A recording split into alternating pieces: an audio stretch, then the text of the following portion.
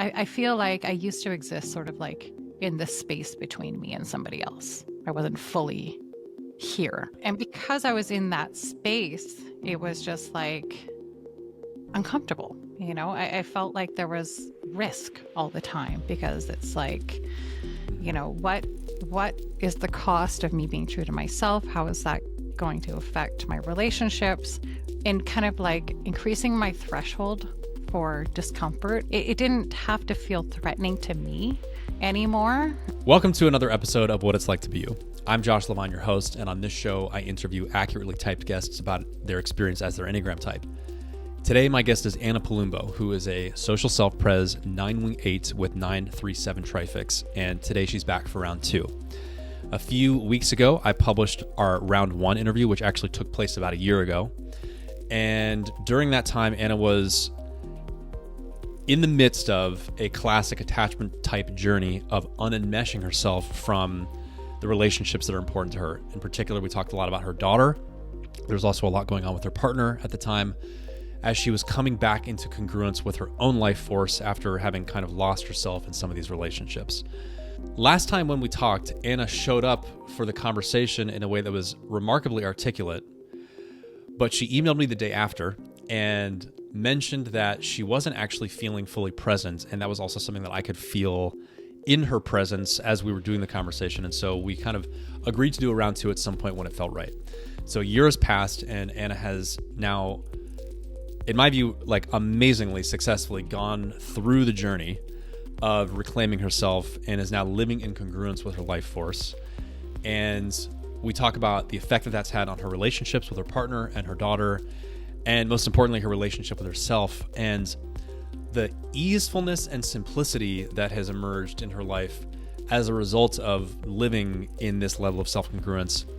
We kind of analyze the ways in which 9s can micro-abandon themselves that accumulate into a lifestyle of being in a lack of congruence with self, and then the kinds of self-honoring that you have to do to get back to self, and the turbulence that you have to withstand relationally as you're doing that, and how it's possible to kind of stabilize in this new, more easeful place. So that's what this conversation is all about. And it begins with Anna playing a song on piano that she wrote, and she introduces it herself at the beginning of the episode, so I will leave that to her. I just want to say up front that I was very moved by it, and just the whole way that Anna showed up in this conversation was really inspiring. Like, kind of, there's this amazing regal glow that happens with 9s when they are being in themselves, and I just thought Anna embodied that so beautifully today, and it's so cool to see this happen after a year and to be able to capture it in this way in this interview. So before we get to the interview, as always, one plug, please go check us out at theenneagramschool.com, and I recommend you check out our intro course, which is where we introduce the Enneagram and tell you all about what makes the Enneagram, and also do deep dives on all the types. And so you can check that out at our website, theenneagramschool.com. Without further ado, I'm very, very excited for you to learn from Anna. Okay, cool. So take us away. All right. So I'm going to play a song I wrote. A couple of years ago, I was asked to create a piece of music for a friend from high school I hadn't talked to in years. And she was doing a podcast on bird songs and the effects of bird songs on the human body, because they naturally bring us into a state of relaxation, because birds only sing when it's safe out. So her idea was that she would take the listener through a guided meditation, and she wanted a piece of music as the backdrop. So I agreed, and I had about 2 weeks to come up with something. So one day when we were on our island house, I shooed the family away, and I opened up all the doors, and we're just immersed in nature there. We're on the ocean. And lots of birds, tons of bird activity, like every type of bird you can imagine. And I just wanted to listen to the birds. I wanted to hear, I wanted to connect in that way for this purpose and see what came through. And there was one bird that seemed to stand out, and a little bit of a trill in his song. And I just started playing around to find the notes that were in his song. And later that night, I sat down, and the bass end came through really strong. And it kind of, as I experience music, and especially writing music, I play a lot of improv. I just sit down and play whatever wants to come up. It's very through the body for me. So when I was feeling my way through the chords and the melody, it was just like, I felt like I was just following something that was already there. And it was just my job to sort of like bring it into the world. Mm-hmm. And so the end result is the song. And, it was great for the podcast or whatever, but the song actually like came through when I was in a real big funk. And I was feeling Uh-huh. a lot of like achy heartedness. And it wasn't even that specific. But I ended up naming the song Wings for the Heart. And a couple days after I finished it, my dad actually had a giant heart attack, and Wow. he survived. Oh my God. Okay. But in all of that, just sadness and worry and grappling afterwards, like this song became great medicine for me to play. It just somehow helped me to land back into my heart and to like process the Yeah. immensity of what was happening for me. So it is still something I go back to play when I need grounding or just like release. Yeah. And just for context, when did you write this? We're in 2025. So this was 2023. Okay. No, sorry, Okay. 2022. So, April, 3 years ago. so a couple years Yeah. before we did our first conversation. Yeah. Yeah. Okay. Okay. Okay. I might cry when I play it. I do sometimes. Sure. Yeah.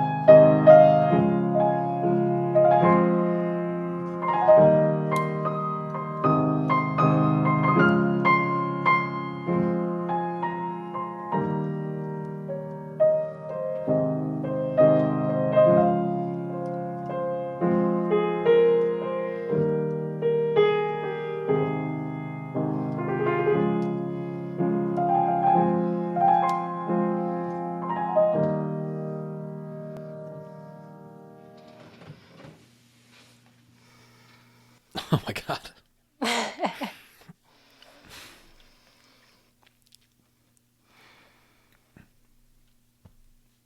Hmm.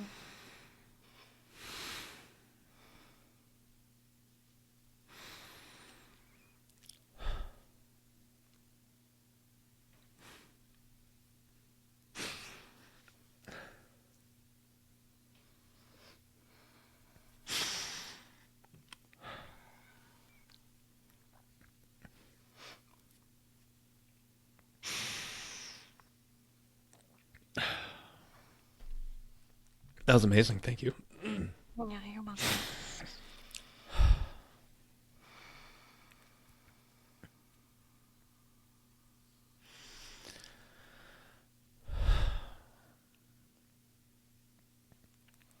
Wow.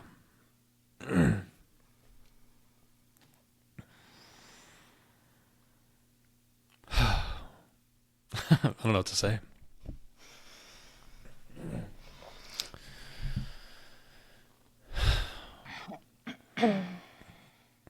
Thank you for playing that. Yeah, you're welcome. Thanks for receiving.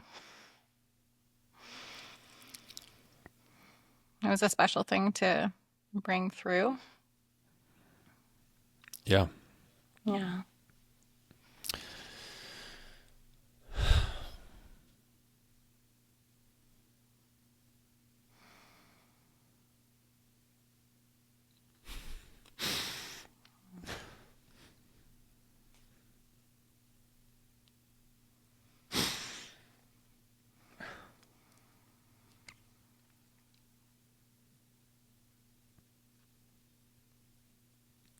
Whoa. Yeah, that really affected me. Hmm. It is heart connected.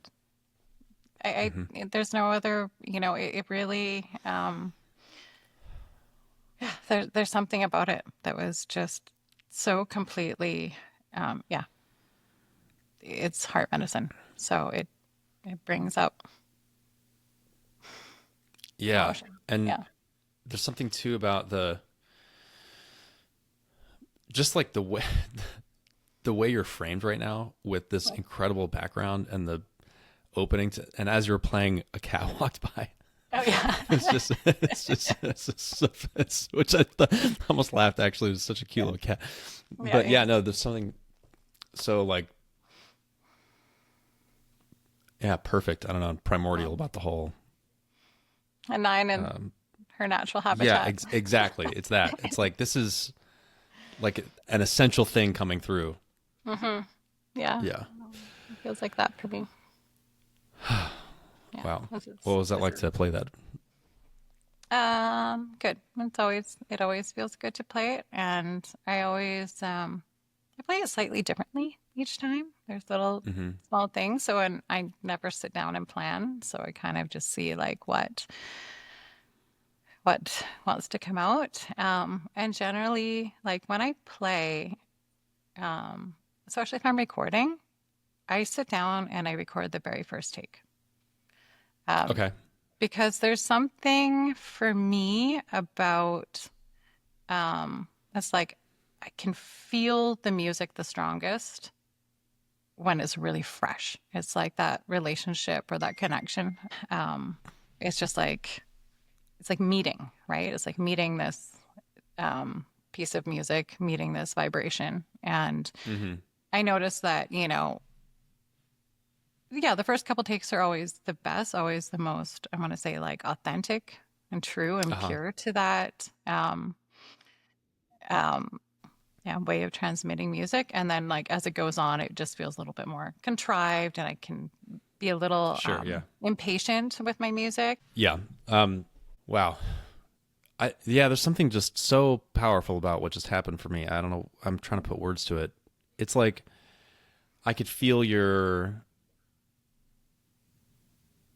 I could feel how, like, the trepidation that you had almost Huh. before you played it or in your Yeah. introduction to it, Yeah. and the sensitivity of it and how important it is to you, and the like the decision to play it, Yeah. and to start with it. Yeah. So yeah, it's like this 9 moving to 3 moment, but there's something so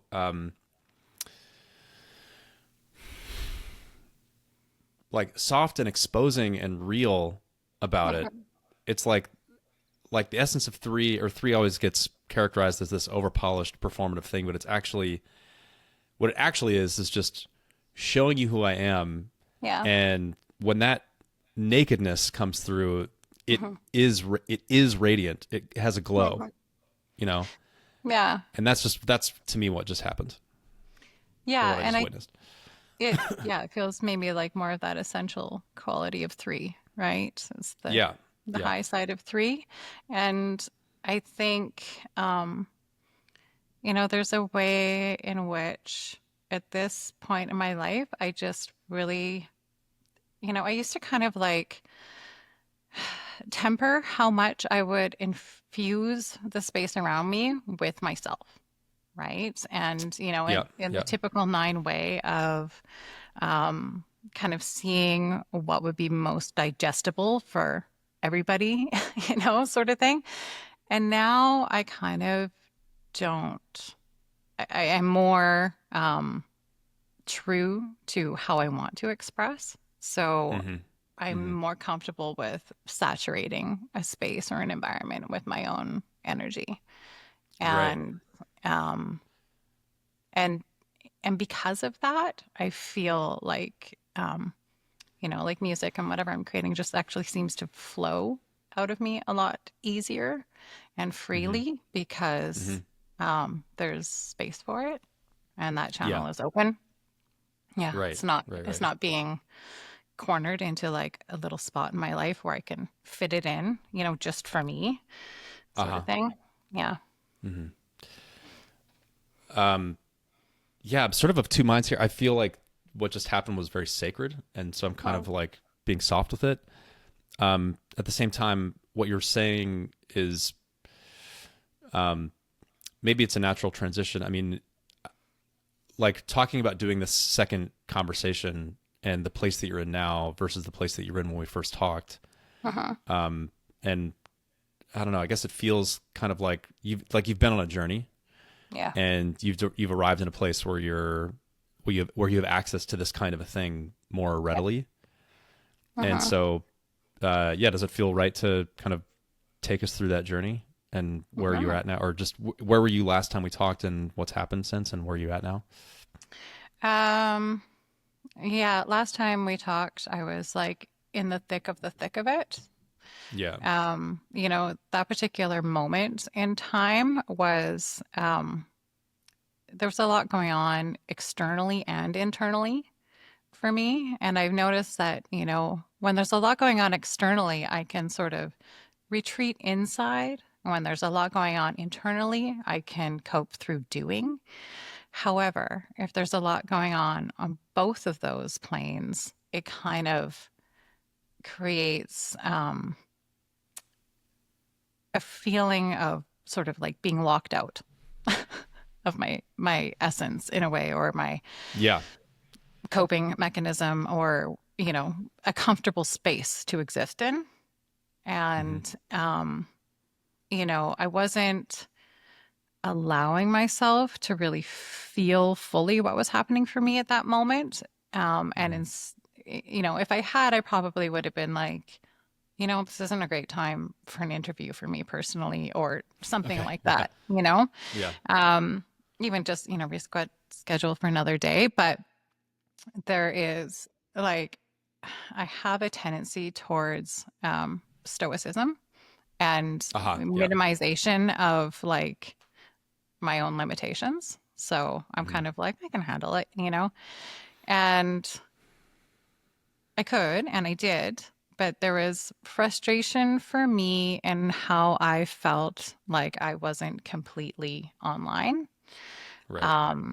energetically. And it wasn't coming from like, I'm afraid that people will see this and judge me sort of thing. It was more of um, like a competency cringe sort of thing. Like, oh, I really Okay. couldn't Yeah. bring Yeah. it. Yeah. I couldn't summon, Yeah. Yeah. Yeah. Um, and I wasn't even totally aware what was going on until like we were in our interview. And so there was just, it was, I'm still really glad that we did it at that time because a lot came out of that discomfort for me. And, it wasn't, a useless interview by any means. There was lots that was of value in there.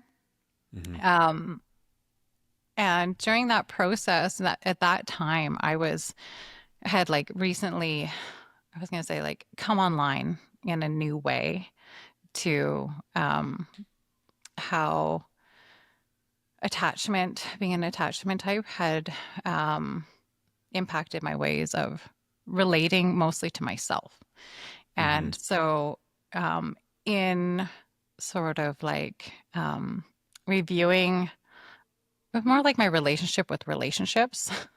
It wasn't just one relationship. Right. It started out about me and my daughter, but it just like went everywhere. Yeah. Right. Yeah.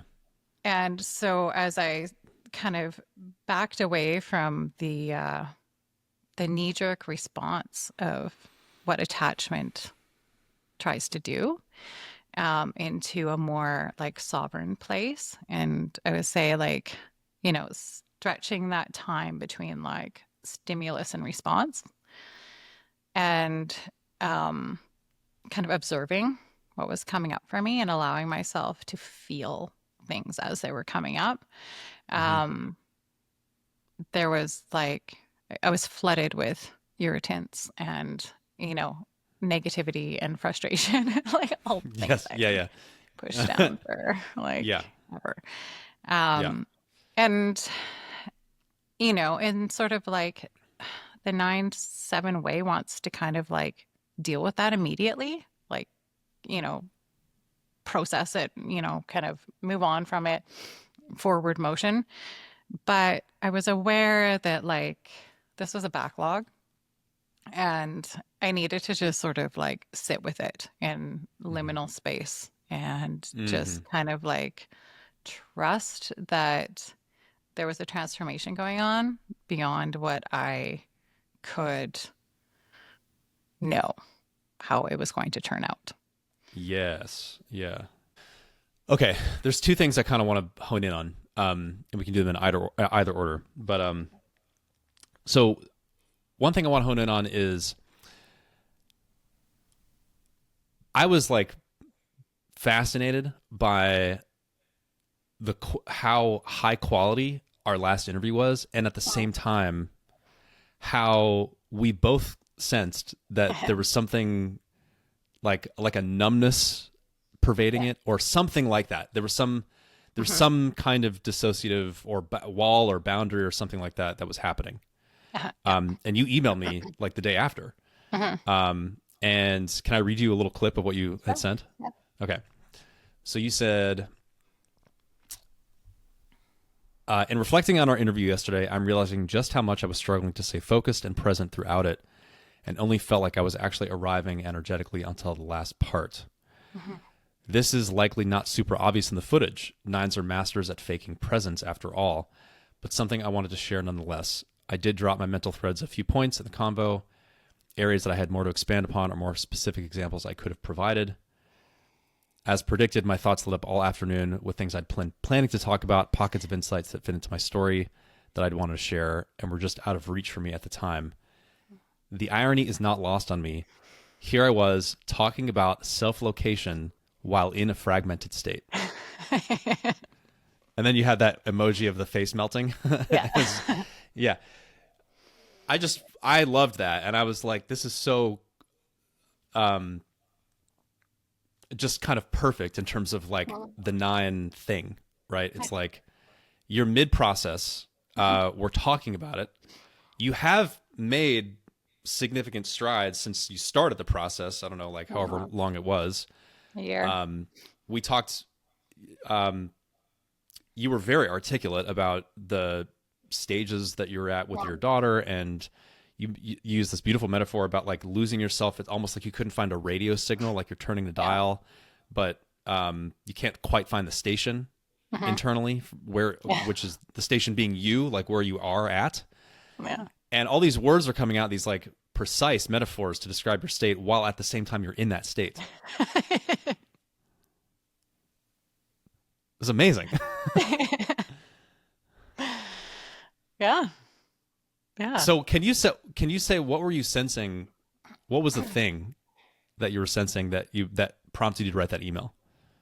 I think it was kind of like there was something that was mismatched within myself that Yep. became more apparent to me as that day went on. And I was like, what is this? Like, what's going on here? Because I knew that, our conversation went well and I couldn't really like specify something that had gone wrong per se. Mm-hmm. Right. Yeah. So, I took myself where I go when I'm kind of trying to figure things out, which is my garden, and I start pulling weeds, and like immediately things just, it's funny. It's kind of like the It's a great outward physical metaphor. cleaning Yeah. up somehow Yeah. organizes me internally. Like without fail, I'm always coming out of my garden and just like writing insights. And I was just like, oh, right. Like I could see how, I kind of pushed past very initially when our interview got moved up like an hour or two or something like that. Okay. Yeah. I pushed back past an initial reaction to be like, that doesn't feel like it would jive with me that day. There you go. Yeah. Yeah. So, Okay. so there Yeah. was something already that was compromised at Yeah. the You had get-go. overridden a boundary or something. Yeah. And I couldn't, and at that moment, when I was like, oh, sure, yeah, like, no, we can do that. I had kind of gone through the flow of the morning, and there was no logical reason why it wouldn't work. But there was some sort of something in the back of me that was like, you just need a bit more time to Uh-huh. like arrive. Yeah. Because, we've got a time difference going on. My morning here is really busy. And then also, like, it was just like a chaotic time for me. So I hadn't had check-in with myself. So I knew that I was kind of like diffused. My energy was going in a lot of different places. And it wasn't with me in the way that I wanted it to be with me. So, yeah, I mean, I was still able to like, grab at the ideas and the concepts and, put it together in a package in a conversation. But there wasn't the kind of like free flow spontaneity and like real time sharing of my process that I wanted. So there was a way in which it felt like slightly inauthentic to me because I didn't feel like I was accessing my full range of self. Right. Yeah. It's subtle, but it's such a good example of the 9 sort of accidentally saying yes to something and it's like, but it really shouldn't be that big a deal. Like it's almost like, yeah, but this sense of like, I asked you to move the interview up earlier in your morning. It's like, there's no actual reason why I shouldn't, but it just doesn't feel right. And so there's something incongruent with your life force. Yeah. You say yes to it anyway. You're coming into that conversation feeling incongruent. You're trying to get back to that place of congruence, but it's like, can't really find it until, anyway, that's fascinating to me. And then that thing of there's some part of you that is operating in this conversation that is able to reflect and put words together in a pretty articulate manner. Yeah. And yet there's something that is receded that's kind of not fully there that is, you could say, like a deeper, more authentic self-location. Yeah. That's kind of like in the basement or in the background or behind a curtain or something like that. And I remember in that conversation feeling some kind of a wall that is partly also the 8-wing coming in. It kind of just, it shuts it down. So I remember there being like certain corners of your life that we could rummage around in that were maybe you already had like meditated kind of reflections on or something, but there were other things that were off limits. Yeah, for sure. Yeah. And, you know, like when I kind of reached out to you and was like, oh, you know, there were these, you know, anecdotes or things I wanted to go into with more detail, it was kind of Yeah. like I felt like I was delivering sort of like the bare bones of my experience, but the Hmm. textures and the things that make it actually like truly come alive, that requires more access to my emotions, I think. And Yeah. that is the part that wasn't free flowing. Hmm. Yeah, and that wall, like I feel that wall. You know, you might have felt that wall, but Uh-huh. I also feel that wall, right? Because Sure. I'm Yeah. just Yeah. like, oh, Right. there's the wall. Uh-huh. Uh-huh. um, yeah. So when we talked before this conversation, I was like really struck by you took a road trip with your family. Yeah. And I'd love for you to just tell that story because Mhm. just to set it up, at least from my point of view, it's kind of like, or a question that I'm kind of operating with is like, what does it take to get back in congruence with your life force, that thing Mhm. that you kind of micro betrayed by saying yes Yeah. to an interview that was a little too early, right? Right. But a lifestyle of those micro betrayals leads to like the accumulation of those leads to a way of living life that's very out of alignment with yourself, you know, Totally. Yeah. and the process of getting back into alignment with yourself has Mhm. all the consequences that we talked about, and even in the last interview, like it threatens Mhm. your relationships because a lot of your relationships are predicated on you not being in alignment with yourself. You just saying Yeah. yes to these things, and everyone can have their agenda, and you go along with it. Mhm. So all of a sudden, showing up and then acting incongruent. Basically, if I say, "Hey, can we move this interview earlier?" and you say no, Yeah. that doesn't work for me, and then all Mhm. of a sudden we're having to negotiate as two solid entities as opposed to I'm the Mhm. solid one and you're the amorphous like Yeah. adapter or something. Right. And so my sense of your story of in the road trip is that you became a solid entity that other people were starting to Hmm. react to as a solid entity and adapting around. And so For sure. that's Yeah. yeah. So I would say, so we took the road trip in December and we did some traveling in November Uh-huh. too. I would say that like solidity of what felt like me filling up my own form completely Yeah. and just sort of like referencing myself before I'm referencing the outside. There you go. That's good. Yeah. Um, you know, and creating like those bonds just kept getting stronger and stronger, like over the summer, um, and into you know, summer and fall, and usually kind of, you know, October, November can be like a turning inward season for me, and it can be where I sort of like deal with all the things that I wasn't processing during summertime because summer's fun, right? So I didn't want to go into that funk, so I was just very it, it it was like I knew I had to stay activated and have this like continual conversation um with myself about like everything that I was encountering. Like, does this work for us? Yeah, no. And am I say yes? It's like me and myself. Um and the more I did that, the more natural it became, the stronger those conversations became, and then it has just now become the way I do things. Yeah. It Mm-hmm. yeah, it my first response is no longer to self-abandon. Mm-hmm. Mm-hmm. And so in a lot of ways I feel like I have gotten out of the way of myself and the person that I'm supposed to be. I've gotten out of the way of myself. Schematically, it's Uh-huh. like the part of you that interferes with you Uh-huh. is so I'm just trying to make sense of this in my head. It's like the I'm getting out of the way of myself. It's like the self that you're getting out of the way of is the natural sort of fountain of your life energy Uh-huh. that has a direction moment to moment where it wants to go, Yeah. right? Right. And then something can interfere with that, which is it'll try to redirect it or it'll try to put a stopper in it to accommodate other people's life energies.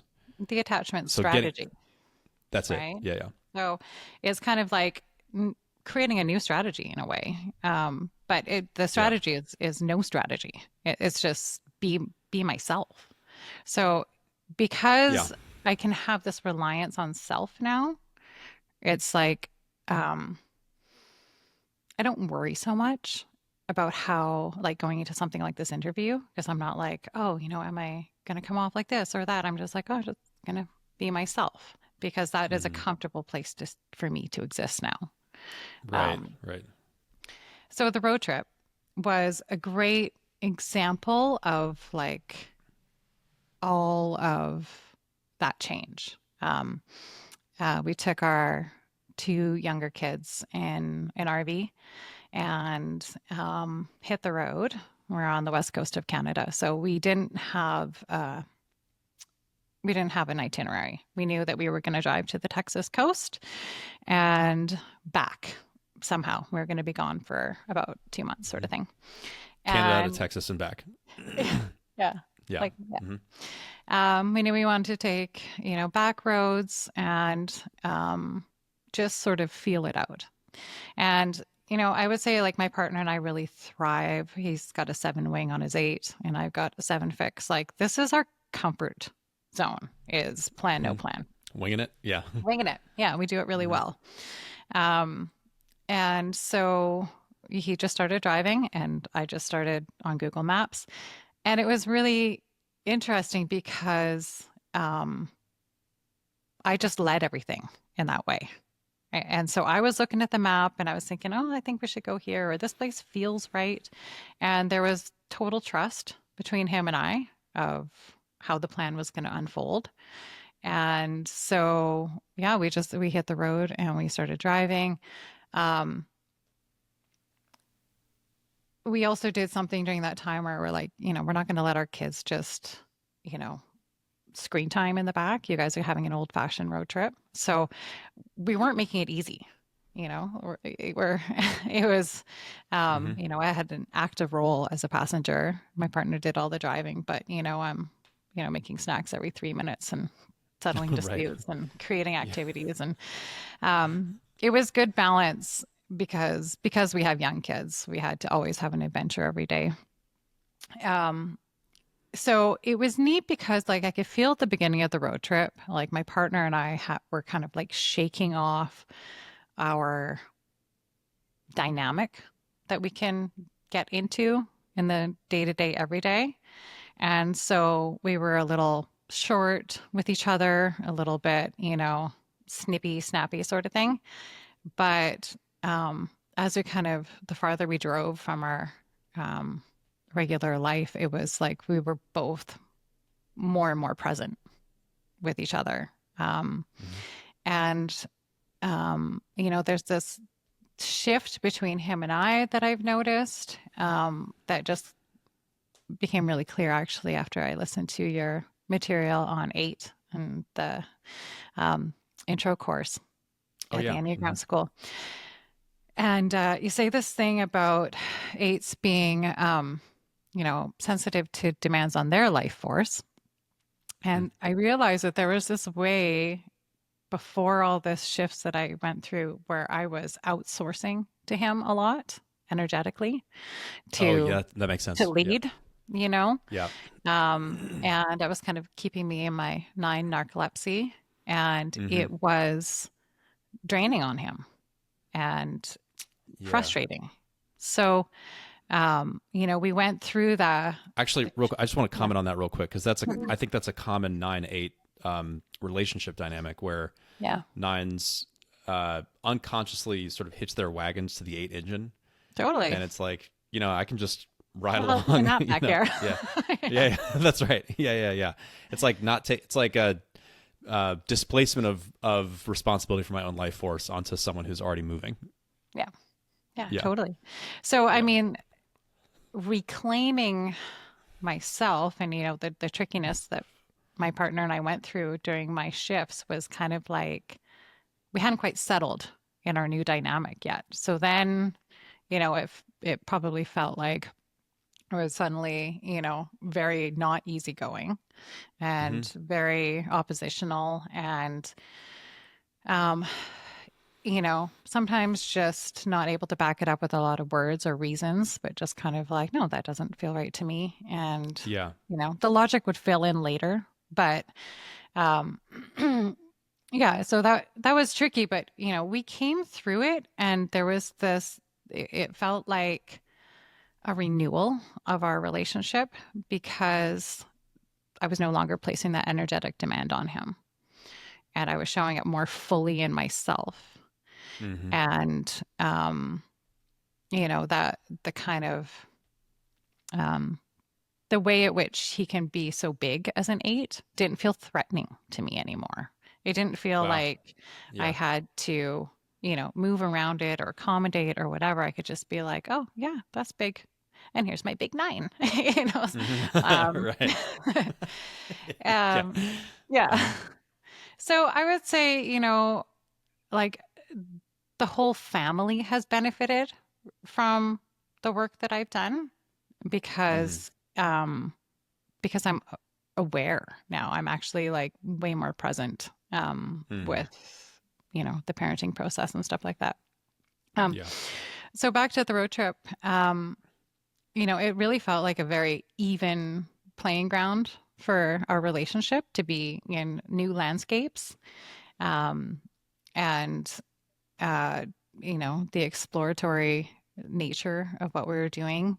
And I realized near the end of it that I even, there were some tricky moments and stuff like that, but even in those tricky moments, like I was still fully present. I was allowing myself to feel everything as it came up instead of going into a dissociated state, which I definitely would have in the past, especially when you're in like close quarters with your whole Mm-hmm. family. And um, yeah, so there's just like, there's a way in which like and especially when you're traveling, and you guys are reliant on each other, you just process shit faster. Like you can't Mm-hmm. hold on to it because you're Right. together all the time. So we had our tough moments, but it didn't. It feels like the emotional process for me within my relationships burns cleaner now because I'm being more true to myself. So um, it's not like I'm adapting and compromising and then feeling resentful and things aren't actually processed. Um, That's actually a good and interesting point right there, because if one of the ways that I conceive of 9 is that 9, it's like life is happening, and then they just inevitably, uh because you're alive, uh, something happens that's unpleasant and you wince. Yeah. And 9s get trapped in Mhm. in the wince. It's like it's the tension gets trapped and it doesn't actually flow through, Mhm. and get processed because, or for whatever reason. But that sense of being trapped in the wince is kind of like that's what caused, and it's like and the kind of the Yeah. further and further withdrawal from contaminants or irritants and things like that. And I would say a part of that too is because it's like if we allow ourselves to feel that, then like there's a big backlog of stuff that we haven't been feeling when we're in that Oh yeah, yeah, pattern. that's true. So Yeah, it's yeah, like yeah, the yeah. straw that breaks the camel's back, and we're afraid of like our rage, That's basically, it. That's it. Yeah. the bigness of what is in our back storage room. Um, Mm-hmm. Mm-hmm. so yeah, I don't have that kind of baggage in a way anymore. It just Mm-hmm. doesn't, it feels lighter Mm-hmm. um, to exist. And relationally, um, it feels like there's space for me in my relationships and that yeah, I'm much yeah, not a lot of internal conflict because I'm not trying to like manage myself. Mm-hmm. Right. Right. Yeah. What kind? I wonder if this is the right question, but what kind of turbulence did you withstand or have to withstand as you were starting to fill yourself up more with your own life energy and confront the demands on you with your no's and your actually I'm going to do this instead, or that doesn't work Mhm. for me. Um, Yeah. how did that play out? Well, um, it felt like there was conflict everywhere, right? Because Okay. Right. now Yeah. it was like, okay, well, I'm not willing to budge here, and neither are you. So, like, what the fuck are we going to do? So Yeah, I had right. to, Yeah. there Mm. was, I had to get really comfortable with like, um, allowing things to be unresolved in a way. Yeah. Um, and Hmm. just sort of like trust that things are going to work out. And I think, initially for my partner it was uncomfortable and difficult. And then the more I sort of practiced being in myself, the less I felt like I had to like overcompensate. Because I realized that there was like nothing that he can take from me.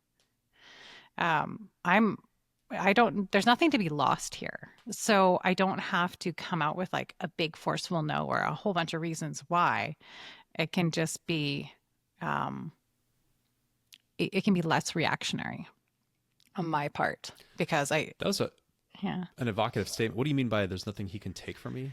Is Well, I feel like, in the past, in the dynamic with my partner, um, because he's such a big energy and because I was looking to get along, um, there would be, and because he's, got a lot of head energy and I'm head last, I could feel like dizzy and disoriented because he can throw around a lot of good logic I see. or Yeah. things. He's an incredible salesman type energy, Hmm. Hmm. and it would get tiring to me that my head would just be like, ugh, tired, and then like I would get kind of shut down and try to preserve my energy because I felt drained. So I don't feel that dynamic alive between us in that same way. And I think part of it is um, there's like, there's a bit more distance for that he sees me at now because I'm a bit more of my own person instead of, um, you know, I feel like I used to exist sort of like in the space between me and somebody else. I wasn't fully here. I Wow, was, that's a good statement. it Yeah. was, yeah. Yeah. Yeah. And Yeah. and because I was in that space, it was just like uncomfortable. I felt like there was risk all the time because it's like, Hmm. what is the cost of me being true to myself? How is that going to affect my relationships? Is there going to be conflict? How do we get through that? Um, you know, so um, in kind of like increasing my threshold for discomfort around interpersonal conflict and just being like, oh, well, I'm just not going to see that one eye to eye, or it didn't have to feel threatening to me anymore because it wasn't my job Yeah. to like go more than halfway. I could just stay here and then, he can have his process and, meet me at another time to something. Um, That's a big. It's not my job to go more than halfway. Yeah. That's it right there. I mean, the I think something we've talked about, or maybe it was in the last interview, is this growing tolerance you've had for not needing to produce answers for your or reasons for your yeah. preferences, Hmm. and not engaging in the mental debate back and forth about, well, this doesn't make sense because of, or however he would enroll you Yeah. in that kind of a debate where he's gonna, because it's his turf, Yeah, that totally. quick seven wing territory, like he's just gonna boom Uh-huh. boom boom, like, well, this is actually what we should do. Uh-huh. But yeah, just kind of letting that happen over there, Uh-huh. and then not getting enrolled and meshed into that mental Yeah, dynamic. Yeah. not getting Yeah. drawn in. Um, so there's been a way where I feel like I am better at articulating my experience and leading with that in conflict Hmm. instead of trying to like change his mind or like get into it even. I'm Hmm. just kind of like, oh, well, this is how it went for me, and like let's hear how it went for you. Like there's more sovereignty. Yeah. um how in one little thing, like to loop back to that road trip. So, um, I was writing, I was journaling the whole time that we were on Hmm. that trip. And I had a physical journal, but I also was posting on Instagram and Hmm. Facebook. And I really love to write. And I write kind of in present tense. So it started for the trip purpose as just not wanting to have to like retell everybody what we did on our trip. And I was like, I'm just going Hmm. to write it out in my own way and put some pictures with it. And it turned into like many, many posts, a lot of writing. And it allowed me to kind of like frame, not only for myself, but for others, my experience um, and how I was seeing things and living things. And my partner doesn't often comment on like anything I post. He's not just not that guy, but he was really struck by that. And partially because a lot of people gave him the feedback of like, wow, your trip was amazing. And oh man, it was so nice to read Anna's writing. And like, you know, it was a way in which I provided for others like a little window into our world um, through my framing and my Hmm. capturing and Hmm. my voice.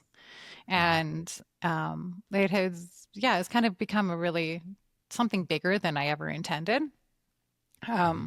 with that. But it felt like a special piece in, um, because there's a way in which like eight can be so big that they can forget to like back up and see their partner. And Sure. so Okay. there's a Yeah. way at which like this whole kind of resettling and restructuring into myself has created some like distance for him to actually like see me at for me. Hmm. Um and There's it's also like yeah, a bit of like a cool, let's see, like seeing you through others' eyes yeah. helps, create a little bit of healthy psychological distance. Like it's not just this, Yeah. you and me looking at each other, getting into it Hmm. all the time. It's kind of like this, a healthy triangulation, you could say, Yeah. you know, Yeah, for sure. letting the social gaze of others infiltrate and Hmm. then refresh your way of seeing each other. Yeah. Yeah, totally. So Yeah. yeah, that whole trip was like a really valuable experience and kind of like palate cleanser between like one chapter and Yeah. Yeah. another. Can you say one thing I loved was the your workout routine? Oh yeah. Right. Yeah. Yeah.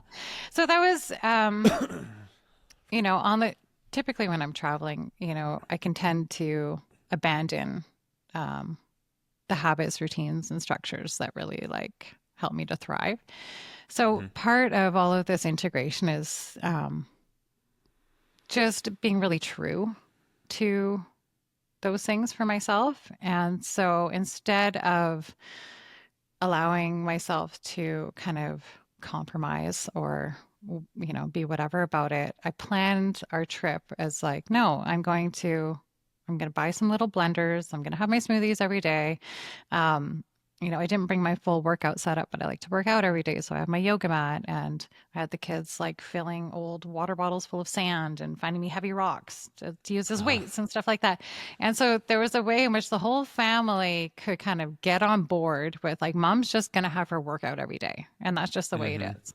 Yeah. So, in parking lot or campground or wherever, we might think that we're going to leave at noon, but we're actually going to leave at 1 because mom's got to have her workout. Right. So Hmm. it Hmm. was like, yeah, it's just another one of those things that, kind of helps to, for me to like feel at home in my world. Um, Yeah. that my world actually reflects me. My life actually now like reflects me on a very deep level. It's, Hmm. um, yeah. And then because I am engaged and, showing up with all of those things, those practices that like put me into greater communication with myself, it's like that only reinforces more. It and Right.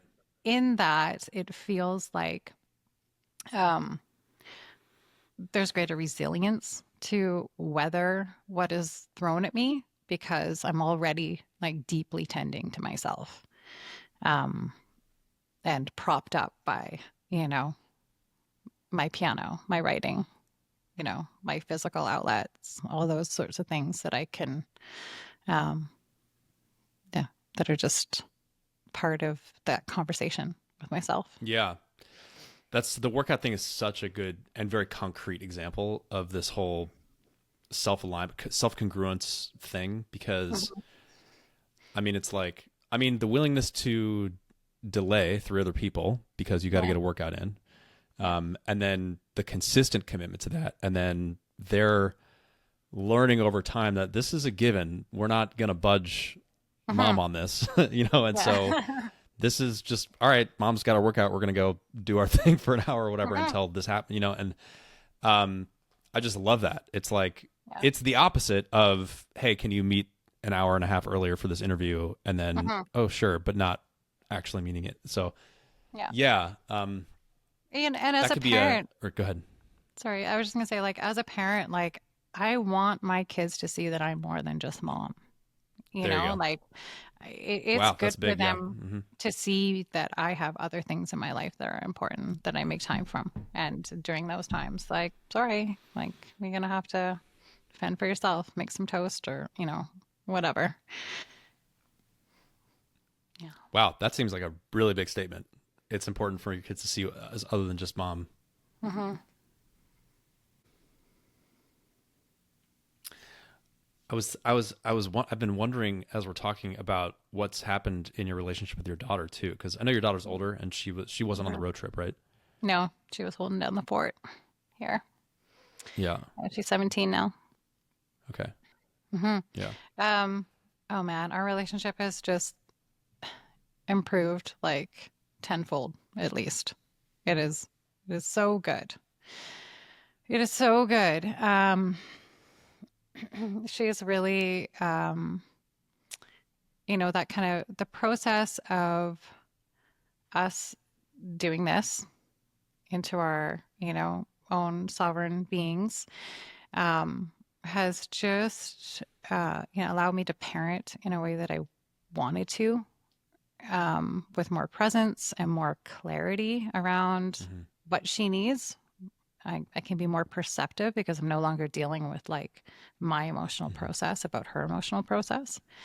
Right. Right. And she has remembered that she's strong and, you know, can deal with discomfort. And I think, you know, as a parent, especially, you know, in this modern times, there's like a tendency to want to like take away struggle from your child. Hmm. And I always remember like, don't take away their struggle. Like, be supportive for sure, but like, it's okay to let them struggle for a moment to find their, self-regulatory tools and their voice and, you know, see their emotional process through because that's where the growth is. That's where my growth was. Um, Hmm. and yeah, it can go for everything from, you know, like tying your shoes, you know, no, you know, I'm not going to rush in there to fix it. But also, you know, those hard, difficult moments. So, you know, my daughter is doing super well. I mean, we spend a lot of time together at this time of the year. We're on the road a lot. She's a competitive dancer. So, um, you know, that can bring, you know, in the past, those trips have been really challenging because, you know, you throw in performance and travel and, you know, hair and makeup and the dance Yeah. world. And it can bring Hmm. up like all the things that could lead to tricky times, between moms and daughters. But, there's a way in which, you know, like she'll ride it through. There's a, you know, she's got her sixth tendency to, um, you know, there's a bit of theater involved in, you know, whatever comes up. And I just let her be like, that's not threatening to me. You know, I'll kind of like, you know, giggle and join her there for a minute and then, you know, ask with seriousness, like, you know, do you need anything? You know, need some water, need some food sort of thing, but I'm not getting in it with her. Um, Right. and, you know, she rides those, spirals and gets out. Um, yeah, yeah. By and large, it's been good. And I realize that like naturally, I'm a very loving and very patient parent, but I'm also like quite firm. And that just comes naturally to me. And it's like I don't feel any sort of uh, struggle inside to bring that part forth. So, in Mhm. kind of holding that boundary and also like holding my expectations clear, my kids they know where they stand. Uh-huh. And Uh-huh. yeah, and so there's more like it can offer a little bit more containment for them, because kids need that. They don't want to feel like they can manipulate their parents, and I'm Right. not unconsciously trying to manipulate um, them anymore, which was definitely going on before by just my own, level of discomfort with, um, yeah, what was going on with attachment. I was thinking about your statement. I want my kids to know that I'm more than just mom. Is that Yeah. a place like in the pattern of self-forgetting and self-abandonment that happens, or that was happening back a couple years ago? Mhm. Is that something that you also forgot about yourself? Um, yeah, for sure. I mean, there was a way that like my whole existence felt flattened. It didn't Yeah. feel, um, I, I've said it a couple times, but like I wasn't the person I was meant to become because of all these many compromises. Yep. So, there were things inside of me that felt very achy that wanted to come out. For example, like I love to sit down and play my piano, but it's not always a great time in the household for me to, take up all the, you know, sound Yeah. space. Yeah. Yeah. Um, and I'm more comfortable doing that now. And, it just, I am more, yeah, I'm more aware of just sort of like nurturing and growing all the facets of my being. I no longer Mm-hmm. need to Mm-hmm. see them as in competition with each other, or one as more important than the other. And there's room for all of them. Mm-hmm. And not only that, but they all reinforce each other. When I'm tending to my physical body, my emotional body is strong, and I especially feel that as a head last type, like my body is the container that my heart and my head can sit in. So it is really important that I keep that um, Yeah. There's strong and something. clear. One of the things that people who are in spiritual self-development circles will often, a phrase or a word that they throw around without often it being very clear what it means, is the word integration. Yeah. And I think what you just said is a really good statement of it, because it's kind of like all the threads of your personhood braid together into a coherent Hmm. kind of unity, Yeah. where you don't have threads that are competing with each other for space or whatever, or Yeah. fraying, and one's going this direction, one's going another direction. There's actually a way they spiral together. And the cord that's formed as a result of the spiraling is actually stronger than if they were frayed. For sure. It's the opposite of Yeah, fragmentation. it's that. It's right. Right. Right. And so, another thing um, that I've noticed in my relationships is like there was a way in which nine can show up differently in all their different relationships, accessing different parts based on what feels permissive. And Yeah. I've noticed Yeah. that like I am now more congruent across the board. There's way less of that going on for me. So I'm Yeah. the same person walking into the, insurance office as I am going to meet the teacher, Yeah. going to hang out with my friends. And that feels like freedom because there isn't this sort of like level of feeling like I need to manage or shift and reconfigure to be right for the situation or the person Yeah. based on what, God. Yeah. some Yeah. idea that Right. I Right. have about it, right? Yeah. And now Yeah. I can just, lead with myself and um that's way more comfortable place to operate from. It's funny how that simplicity just comes online, and it just makes it, it's like there's an economy of energy where you're not over calibrating to situations and just showing up, without as much context. I don't know. Let's see. Yeah. You become a more acontextual person, maybe is a way to put it in a succinct way. Yeah. Yeah, more of a solid being in a way. What I feel like.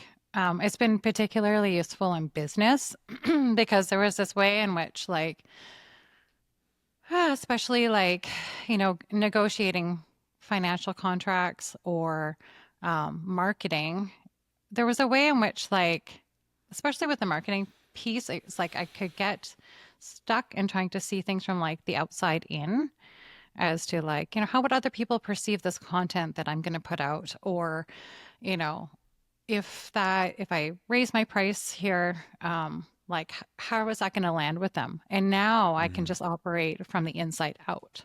I'm like, oh, I can create this content because it's coming through me and it's what I want to put out there. And it's generally been, much of my business stuff has been way better received because there's more of me in it. There you go. Yeah. That makes a lot of sense. Yeah. Yeah. I wanted to ask about one other thing and then we'll see where we're at. But this thing that happened for you where you just let the background process happen without taking it by the reins or accelerating it or rushing it or whatever. There was a moment of kind of surrender to something that was mysterious unfolding. Yeah. That whole thing is really interesting to me because I think it's a dimension of, I don't know, we talk about inner work as this often very effortful thing, and it is sometimes in the sense of doing battle against our typical personality structure, you could say. Yeah. Or resisting it or inhibiting it or whatever. Or anyway, so there's all these, and there's a time and a place for that. But then there's kind of this, almost like more primordial intelligence that helps organize you without your knowing or something like that. And I've experienced that too. Like just my version of it is I remember years ago, I was feeling so profoundly saturated with external influences as a triple attachment type myself. Just I could not even hear my own inner voice anymore. I was so populated with external influences. I just sponged it all up. I couldn't feel myself. And so I went to a friend of mine had a cabin in the woods in Georgia, and I went and stayed there for 3 months by myself, and I barely saw any human beings for 3 months. And it was one of the best things I've ever done for myself.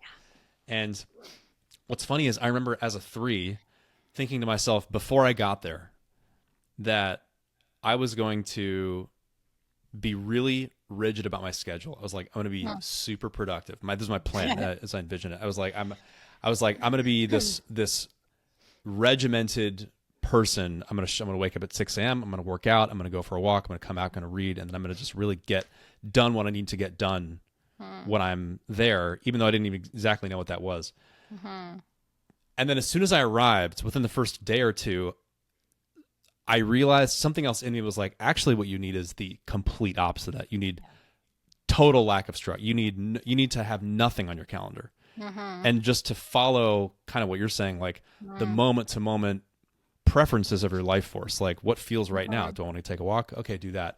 And through that, there was this process of learning how to be more congruent with myself moment to moment.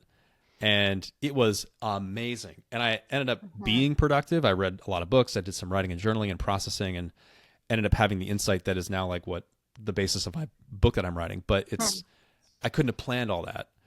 Yeah. And there's something organic that happened in the background that I surrendered into that allowed that self-organization to take hold and just to kind of figure itself out without my interference. You got out of your own way. That's it. Exactly. What you're saying. Yeah. And 3 does that by managing itself into its own way, right? And 9 does it Right. by Yeah, yeah. adapting out of, itself, you Yeah, know. yeah. Um, yeah, so there's like this process of like self-renewal is not new to me. There have been many junctions in my life and times at which things have seemingly come crashing down or falling apart or reach a threshold where I am aware that like I absolutely cannot go on in the same way that I have, and that the thing that needs to change is within me. Yeah. Yeah. You could call it a perspective shift, but it's not like, to me, that's heady. It's just kind of like, it's bigger than that. Um, Yes. Yeah, yeah. yeah. Hmm. So, it's almost like I feel a bit of excitement leading up to that because there's a way in which like um it it's unknown. It's going into the unknown with a lot of trust.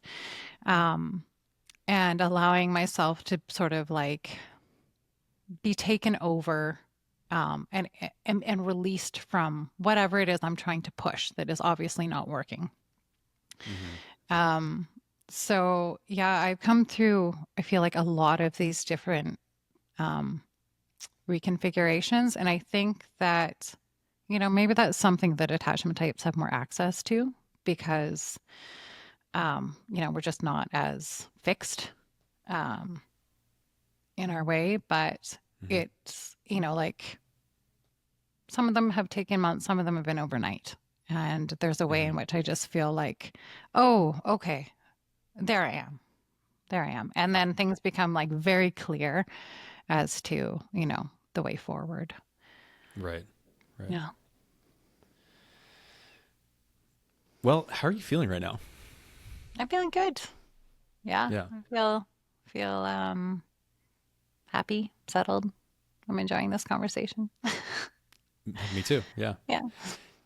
What haven't we covered? Is there anything else that feels Um, important to get into? I do have a note here with some things. Um, yeah, one thing I will mention, it's just a little side note or whatever, is that um, I've noticed a real like increase in the quality of my relationships just across the board. So yes, with my daughter and my partner, but even my friendships, and even like more casual acquaintances, because there's this way in which I feel like um, self authenticity or honesty or whatever you want to call it is like an invitation to the other person Hmm. to show up in the same way. Hmm. So, I was having a real like icky feeling in some more of, my kind of casual relating is to like, this felt very surface and it didn't feel reflective of, like a conversation I really wanted to be having. Right. So there's a way in which like, yeah, relationships are just juicier now because there's more, um, there's more places they can go. Hmm. Something I think is probably true about attachment types is, and this might be especially true of social attachment types, but there's a way that the threshold moment where you enter an interaction with someone Hmm. is it let's see, it's a charged psychological moment because there's a question of like what part of me is meeting what part of you, Yeah. and the attachment strategy is to sense first Right. where they are and then to bring the part that's most appropriate to meet that part that they've shown first, and then it's like you're pre-adapting to to this Hmm. thing, and so You're waiting for a signal. yeah, that's right. Yeah. And so part of this I guess where I go with what you're saying is it's like knowing prior to entering an interaction what of you you're going to bring into this interaction that not in a aggressive way even, but just this is what I'm gonna bring here, and the other person's gonna bring whatever they bring, and we're gonna just see whatever, as these two solid entities bump into each other, what happens. And I guess another way to put this is that I think attachment types can have a pattern of playing below their level of consciousness or intelligence, Totally. because of this pre-adaptation thing that they're doing. And it's like, I'm not really showing up with all of what I have available inside. And yes, and I would say, like, for me, sometimes, like, I can see how I have done that a lot in my life, and it's kind of like a desire to not come off as a threat in a way. Yeah, Or, right, lead right. with too much oomph.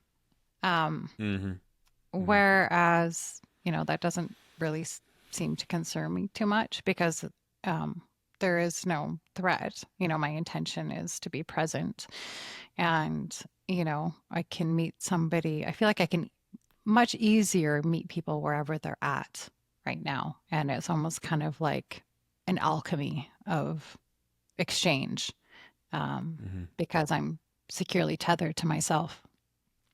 Yeah. I'm not pinging to their location. I'm pinging to myself. Right. Yeah. I wanted to read one more thing that you wrote. Okay. Okay. This is what you wrote.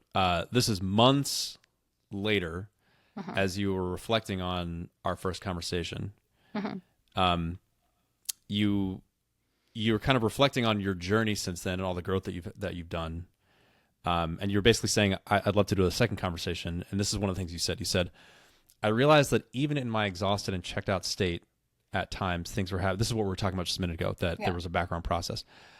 If a period of sudden inner growth could be compared to a growth spurt of the body, this was my time of aches and pains, of cells reorganizing themselves, of bumping myself against my surroundings because I did not yet know how to move at this size of being. Yes. Yeah. I just love that sentence. So good. And it's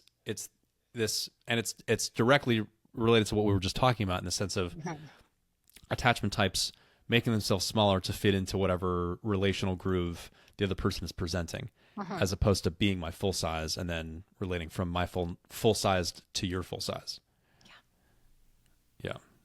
Yeah, for sure. Yeah. And it was a clumsy process as you kind of, learn how to maneuver what feels like a new energetic body. Right. Yeah. Well, I just have to say, it's really amazing to see this sense of settledness, and also what comes to, like, the word that comes to me is regal. There's like a regalness to your presence, and it has a fullness, and I think also the word humility applies, but it's humility not in a false humble way, like, oh no, like I'm making myself small. It's like the humility to be my fullness, you could say. Right. Yeah. Yeah, like this is actually what I am. So Yeah. Yeah, Exactly. yeah. Thank you. You're welcome. Thank you. So what's this been like, this conversation? It's been really good. Yeah. It's been really nice. Yeah, I feel, I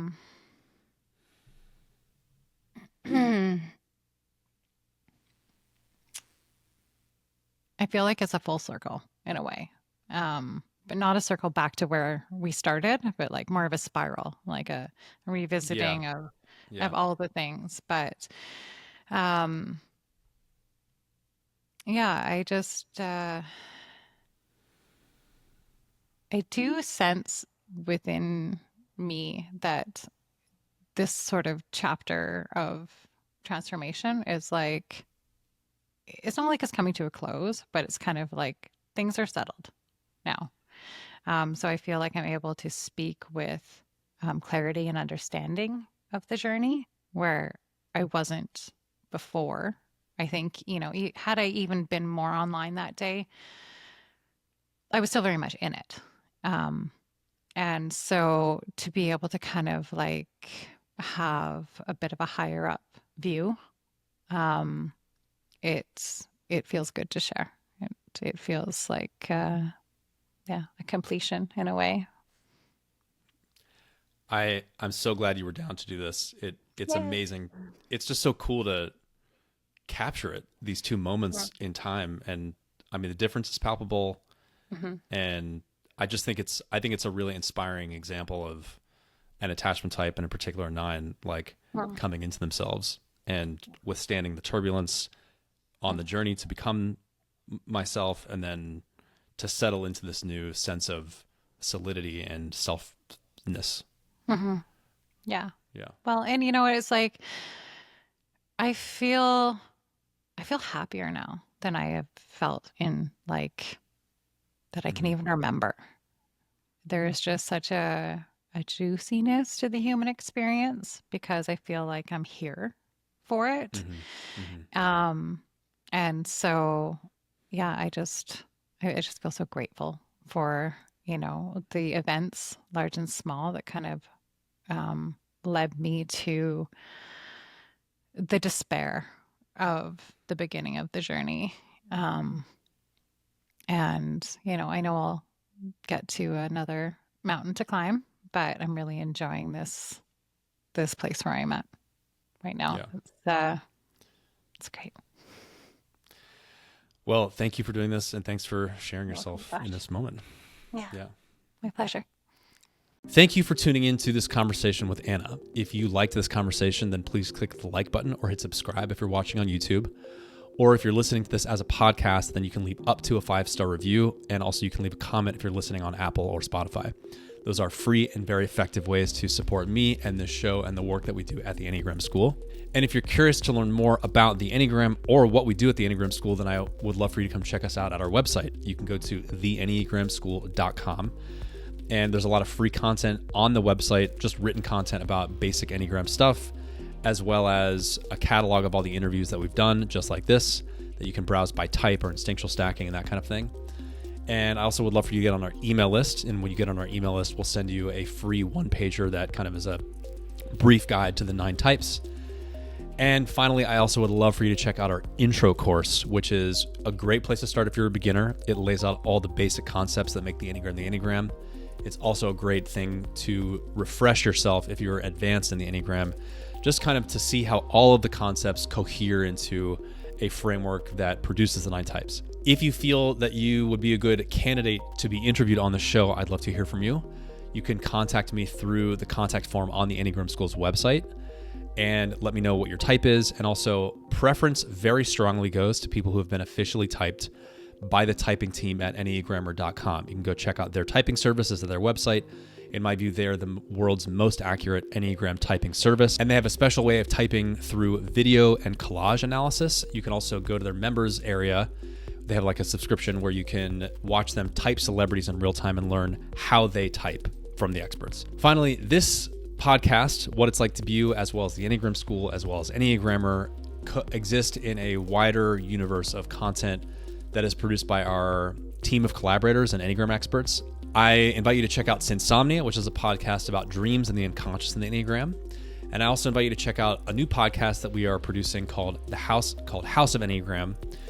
And all the links will be in the show notes, but House of Enneagram is kind of the one creative roof that we are all now living under, producing conversations about different nooks and crannies in the Enneagram, as well as using the Enneagram as a lens to look at art and politics and current events and TV shows and things like that. So you can check all that out at the House of Enneagram page. Again, links in the show notes. All right, that's it for me. Thank you very much for tuning in, and I will see you next time.